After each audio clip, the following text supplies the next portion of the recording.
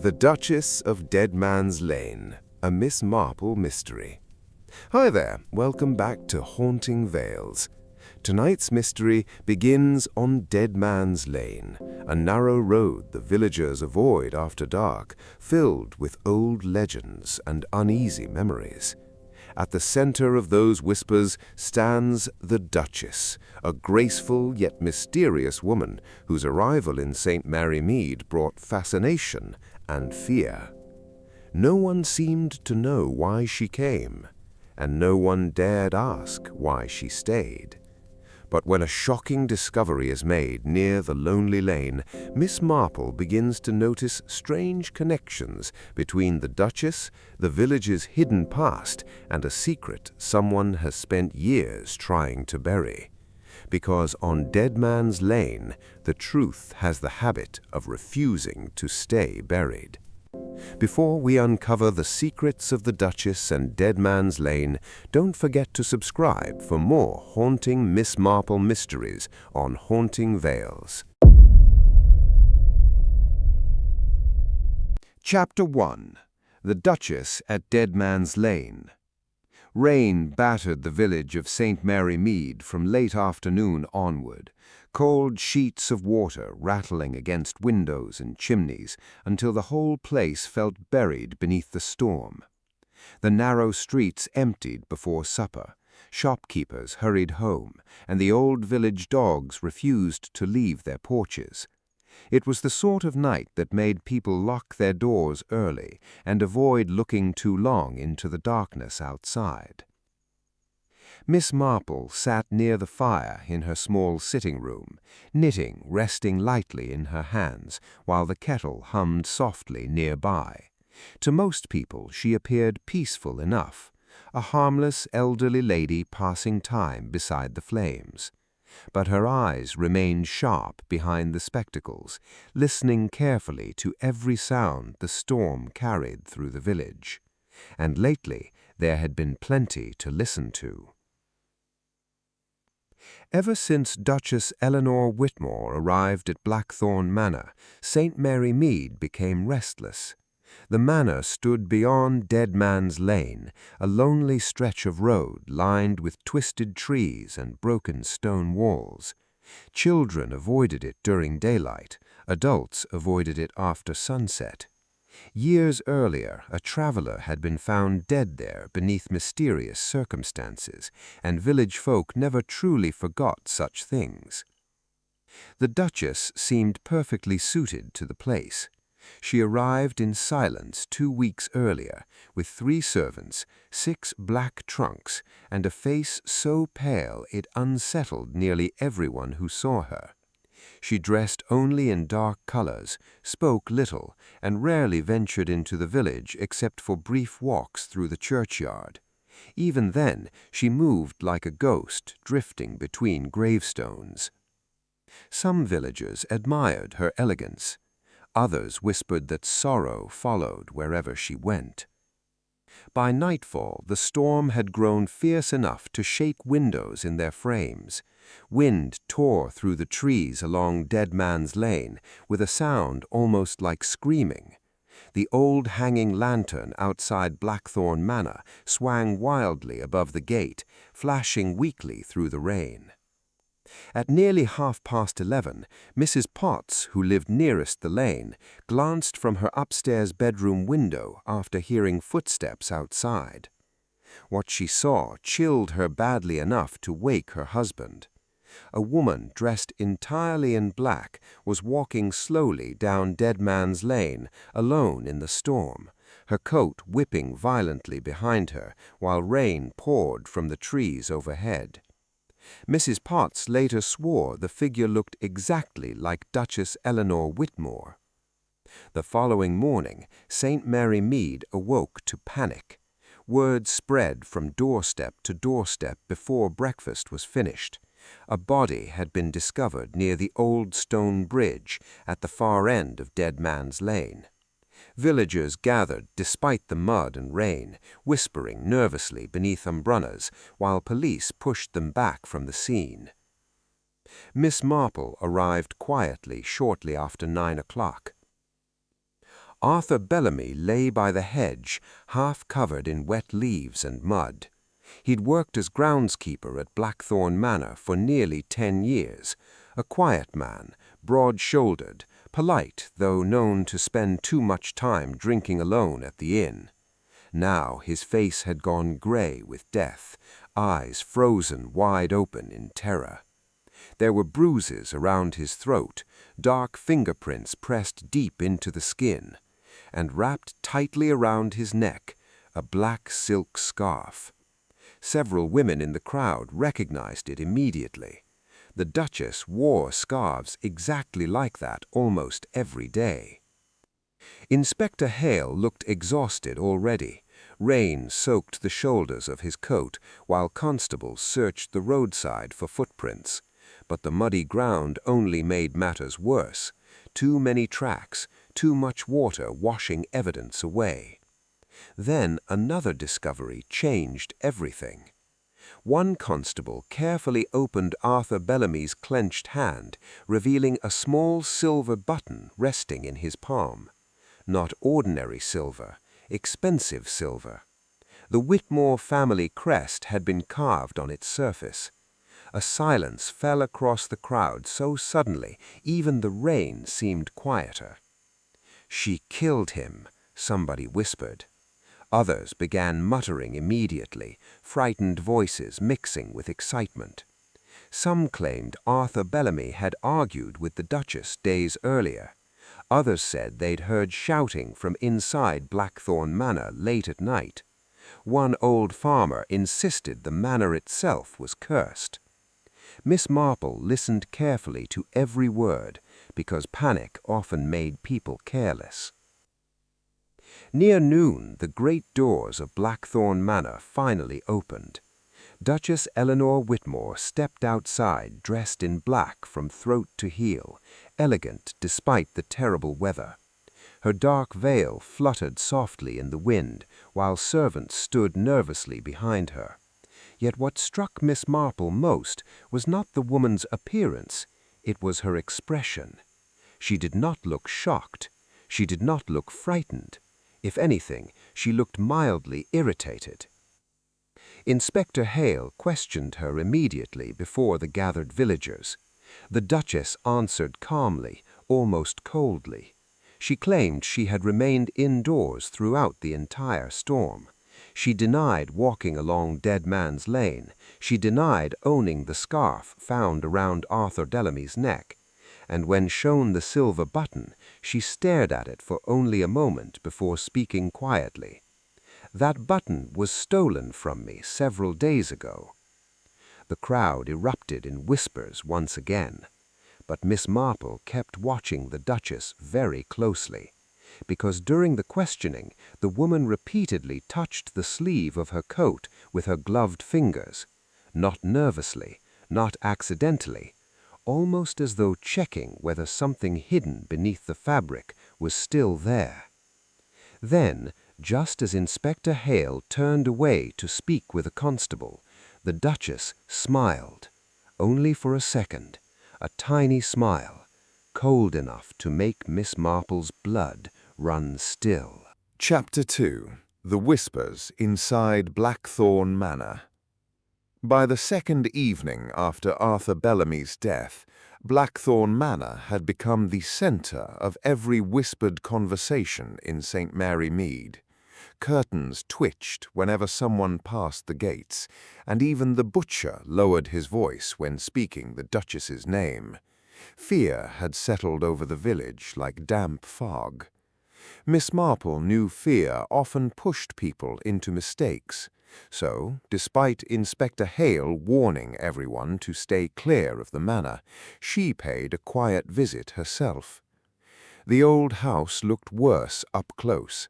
Ivy crawled across the stone walls like dark veins, and several upstairs windows remained covered even during daylight. The garden had gone wild years ago, roses tangled with dead branches, statues cracked by rain and age. The place felt less like a home and more like something abandoned long ago. A nervous maid answered the door and led Miss Marple into the drawing-room. The Duchess sat near the fire, dressed once again in black silk, one hand resting calmly on the arm of her chair as thunder rolled outside. She greeted Miss Marple politely enough, but there was something sharp behind her eyes, something watching every movement. "You've come about poor Arthur Bellamy," the Duchess said softly. Miss Marple nodded. Villages do become terribly unsettled after a murder. For a moment neither woman spoke, only the fire crackled between them. Then Miss Marple noticed it, a fresh scratch along the Duchess's wrist, partly hidden beneath her glove. The Duchess quickly pulled her sleeve lower. "Inspector Hale believes someone wished to silence Arthur Bellamy," Miss Marple said carefully. The Duchess gave the faintest smile. "Inspector Hale believes many things." Before Miss Marple could answer, raised voices suddenly echoed somewhere deeper inside the manor. A man shouting, then silence. The Duchess stood immediately. "My nephew," she said coldly. "He drinks more than he should."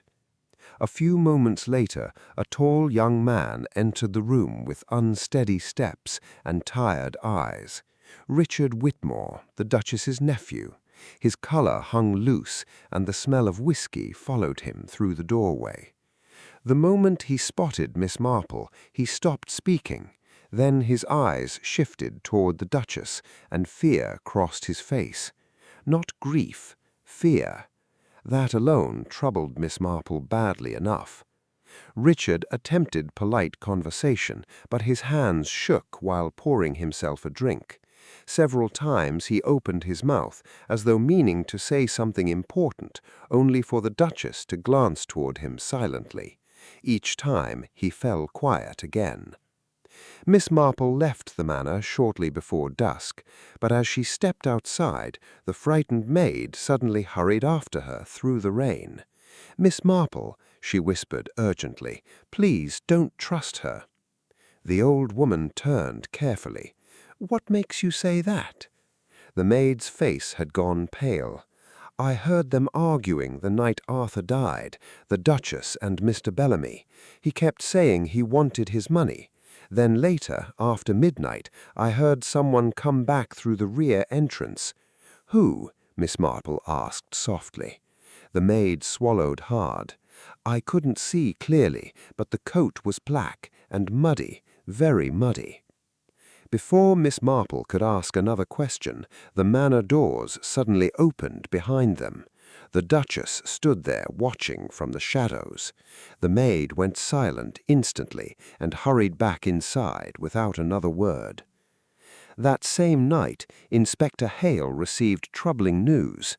Arthur Bellamy's room had been searched after his death, drawers emptied, papers missing, and hidden beneath a loose floorboard, police discovered a small leather notebook containing several names, dates, and large amounts of money. One name appeared again and again throughout the pages: Eleanor Whitmore. Miss Marple read the notebook quietly the next morning as rain tapped against the police station windows. Then she noticed one final entry written shakily across the last page: "If anything happens to me, search the chapel crypt." 3 hours later, Inspector Hale forced open the locked crypt beneath Blackthorn Manor's private chapel, and, deep inside the darkness, they found another body. Chapter 3. The Secret Beneath Dead Man's Lane. The body inside the chapel crypt had been hidden for months. Dust covered the floor stones, cobwebs hung thick from the ceiling, and the air smelled of damp earth and decay. Inspector Hale lifted his lantern slowly while constables stood frozen near the entrance. The dead man wore the remains of an expensive coat, though time and rot had nearly destroyed it. A gold ring still clung to one finger. Richard Whitmore turned pale the moment he saw it. "My uncle," he whispered. The Duchess said nothing, not a word. She stood perfectly still near the crypt stairs, black veil hiding most of her face, while rain thundered faintly above them. But Miss Marple noticed her gloved hands tightening ever so slightly. Years earlier, the world had been told that Lord Whitmore died abroad during a hunting accident. But Lord Whitmore had never left England. He'd been buried beneath his own chapel all along. Inspector Hale finally turned toward the Duchess, his voice low and hard. "You're going to explain this." For the first time since Arthur Bellamy's murder, Duchess Eleanor looked tired. Not frightened, just exhausted, as though she'd carried something heavy for far too long. "It was never supposed to happen this way," she said quietly. The truth came slowly after that. Lord Whitmore had been a cruel man, violent when drunk, feared by servants and family alike. One night, during a terrible argument inside Blackthorn Manor, he attacked his wife in a rage. Arthur Bellamy attempted to stop him. There was a struggle near the staircase, then a fall. Lord Whitmore broke his neck instantly. Panic followed. The Duchess feared scandal, prison, ruin. Arthur Bellamy helped hide the body beneath the chapel crypt while the world was told another story entirely. For years, the secret remained buried, until Arthur began demanding money, more money every month, threatening to destroy her completely. So, on the night of the storm, she met him at Dead Man's Lane. "He said he'd go to police by morning," the Duchess murmured. "I only wanted to frighten him." But arguments in darkness rarely stay calm for long. Arthur grabbed her coat during the struggle, tearing away the silver button. Then he slipped in the mud beside the bridge. His head struck stone, hard. The bruise around his throat came afterwards when the Duchess panicked and tried dragging the body from the road. Silence filled the crypt once her confession ended. Only dripping water echoed through the darkness. Richard Whitmore lowered his face into his trembling hands. Inspector Hale looked grimly toward the constables waiting nearby. And Miss Marple simply sighed. "Terrible things happen," she said softly, "when fear and pride live in the same house." As police escorted the Duchess toward the manor doors, she paused beside Miss Marple one final time.